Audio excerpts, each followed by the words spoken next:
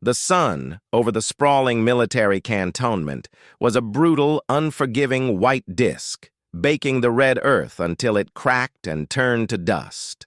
For the men of the 3rd Infantry, this was just another day of relentless drill and suffocating discipline.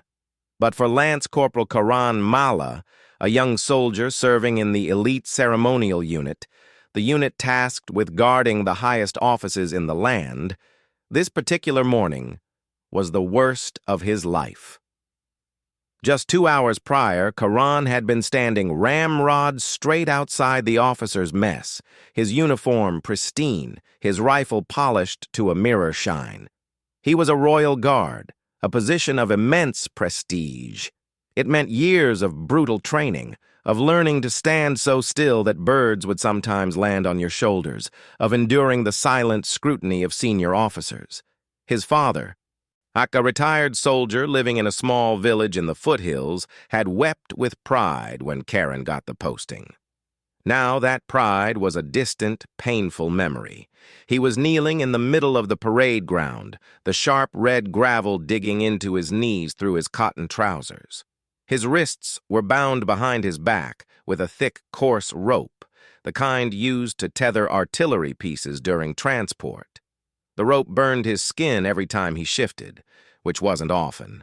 2 military policemen, their faces expressionless behind their sunglasses, stood guard over him like statues. All around him, the world moved on. He could hear the rhythmic thump-thump-thump of boots on the tarmac as a company marched past. He could hear the barked commands of drill sergeants. Men he had eaten breakfast with that morning walked by, their eyes fixed dead ahead, not daring to glance in his direction. The humiliation was a living thing, a creature that had crawled inside his chest and was slowly devouring him from the inside out. The reason for his public shaming was, in the grand scheme of things, a small thing. It had been a tiny lapse, a moment of forgetfulness after a 72-hour duty shift that had left him so tired he could barely see straight. He had been walking back to the barracks, and his boot had crossed the sacred white line painted around the flagpole. That line was a symbol. No one, not even an officer, was permitted to walk there. It was a mark of respect, but in his exhausted days, Karan hadn't seen it. He had stepped over it. The officer of the day, a young captain fresh from the academy, had spotted him immediately. There was no warning, no inquiry into why he had done it. The captain simply saw an infraction, a violation of the sacred code, and he pounced. Within an hour, Karan was in a cell. Within 2 hours, he was on the parade ground, a public spectacle. The charge was conduct unbecoming of a member of the ceremonial guard, and the punishment ordered by the captain was 4 hours in shackles for all to see. The captain, standing on the veranda of the officers' mess, sipping his tea, felt a sense of satisfaction. He was instilling discipline.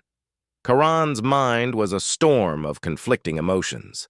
Shame was the loudest, a roaring in his ears that drowned out almost everything else. Then came the anger. It was a cold, hard knot in his stomach. Where was the justice? Where was the chance to explain?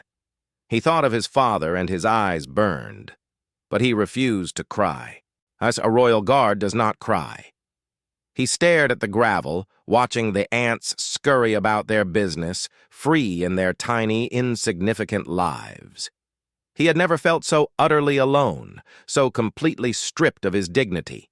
The morning wore on, the sun climbed higher, and the heat radiating from the ground became intense. Karan could feel the sweat trickling down his back, soaking his uniform. His shoulders ached from the awkward angle of his bound arms. The MPs changed shifts, new faces replacing the old. But they all wore the same mask of indifference. To them, he was just a prisoner, a lesson to the others. As the sun reached its zenith, a sudden ripple of alertness passed through the men on the parade ground. Commands became sharper. Postures became even more rigid. A staff car, a plain, olive-green vehicle with no distinguishing marks, They had pulled up at the edge of the field. A tall, lean figure emerged. He wasn't a young man. His hair was cropped short and gray at the temples, and his face was deeply lined, like a riverbed that had weathered decades of monsoon rains. But his uniform was immaculate, and the insignia on his shoulders, the eagle and the star, marked him as a colonel. This was Colonel Surendra Singh Rathore. The colonel didn't approach the main reviewing stand. He stood by his car for a long moment, his eyes slowly scanning the parade ground. He wasn't looking at the marching companies. His gaze was fixed on the solitary figure kneeling in the dirt, a tiny, dark shape against the vast, sun-bleached gravel. He watched for a full minute, his expression unreadable. Then, with a slow, deliberate pace that spoke of decades of command, he began to walk. And he walked straight toward Karan. Karan saw the polished brown boots approaching. He didn't dare look up. He saw them stop about a foot away from his knees. He held his breath.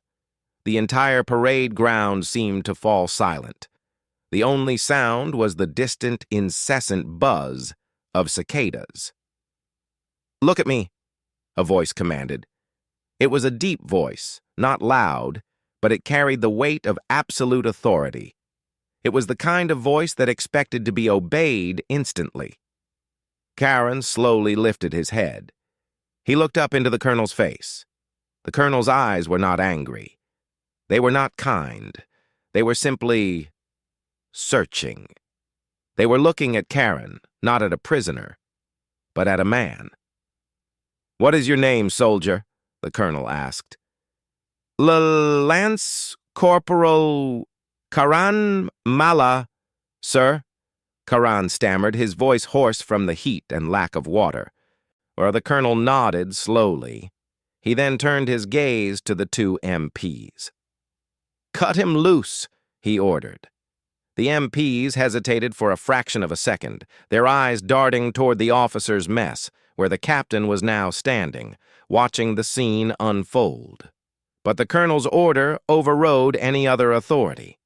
One of them quickly produced a knife and sawed through the thick rope.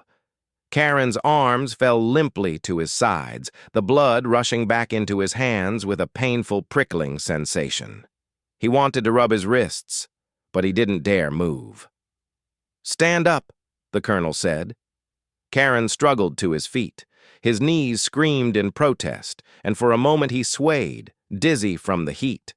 He locked his knees, forcing himself to stand at attention, his eyes fixed on a point 1,000 yards away. The colonel stood directly in front of him, and close enough that Karan could see the small scar on his chin. "Walk with me, Lance Corporal," Colonel Rathore said. And without waiting for a reply, he turned and began to walk slowly along the edge of the parade ground, his hands clasped loosely behind his back. For a moment, Karan was frozen in disbelief. Then, with a surge of adrenaline, he fell into step beside the colonel, a full pace behind as protocol demanded. They walked in silence for a minute, leaving the staring MPS and the distant watchful captain behind. The colonel finally spoke, his voice low, meant only for Karan. "Tell me what happened. Everything. Not the charge sheet version, the real version." Karan took a deep breath. He was terrified. This man held his entire future in his hands. But something in the colonel's tone, a note of genuine inquiry, gave him the courage to speak the truth. He told him about the 72-hour duty, the bone-deep exhaustion that made his vision blur, the simple, stupid mistake of stepping over the white line. He told him he hadn't even realized he'd done it until the captain's shouting had snapped him back to reality. He didn't make excuses. He just explained the facts as they had happened. The colonel listened without interrupting. When Karan finished, they had walked the entire length of the parade ground and were approaching a small, shaded grove of neem trees. "Lance Corporal," the colonel began, his voice thoughtful. "In the Army, we have rules, thousands of them. We have rules about how to wear our socks, how to fold our underwear, how to salute, how to walk. To a civilian, it looks insane, pointless, tyrannical. He stopped walking and turned to face Karan. They are not pointless. They are a test. They are 1,000 small, irritating, illogical tests designed to find out one thing.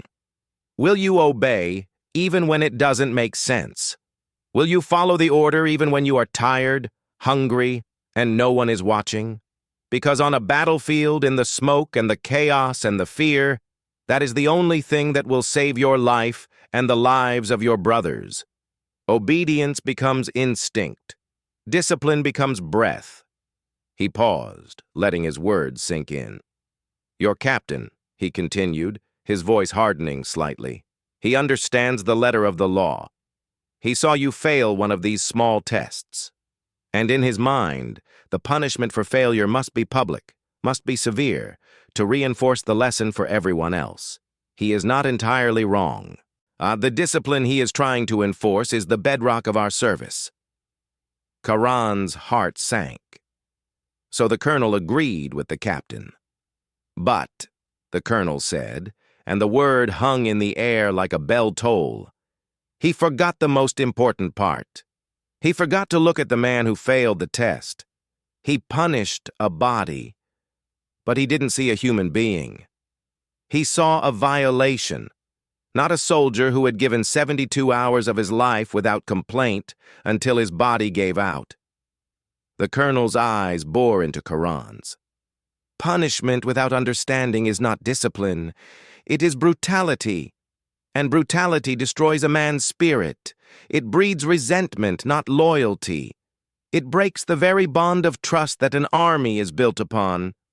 He gestured to the rope burns on Karan's wrists. This, he said, this teaches nothing. It humiliates. It tells a good soldier that his service, his exhaustion, his humanity counts for nothing. That the only thing that matters is a perfect performance every second of every day. That is an impossible standard, Lance Corporal. And when men realize they can never meet an impossible standard, they stop trying. Karen listened, his mind reeling. The colonel was articulating everything he had felt, but couldn't put into words. The anger, the shame, the sense of profound injustice. It wasn't just about the punishment, it was about the complete disregard for him as a person. The colonel took a deep breath, looking out over the parade ground. The harsh lesson here is not for you, Lance Corporal, he said quietly. The harsh lesson is for him. He nodded toward the distant figure of the captain, who was still standing on the veranda. He needs to learn that true leadership is not about wielding power. It is about understanding the men you are entrusted with. It is about knowing when to punish and when to forgive, when to be hard and when to show mercy. He thinks he is building discipline, but he is tearing it down. He turned back to Karen. As for you, you made a mistake. You will not make it again. That is your lesson. But you will learn it with your dignity intact. He placed a firm hand on Karen's shoulder. You are a royal guard. Your father raised a soldier, remember that. Now, go to the medical room.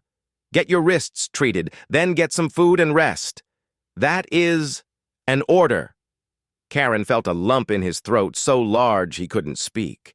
He simply snapped to attention and saluted, his hand trembling slightly. The colonel returned the salute, a crisp movement. Then he turned and walked back toward his staff car without another glance. Karen watched him go, the tall, solitary figure disappearing into the heat haze. He felt a wave of emotion wash over him. Relief, gratitude, and a newfound respect for the uniform he wore. He looked down at his raw wrists, then back at the spot where the colonel had stood. The rope was gone, but the lesson, the real lesson, would stay with him forever. The next morning, the cantonment was buzzing. The story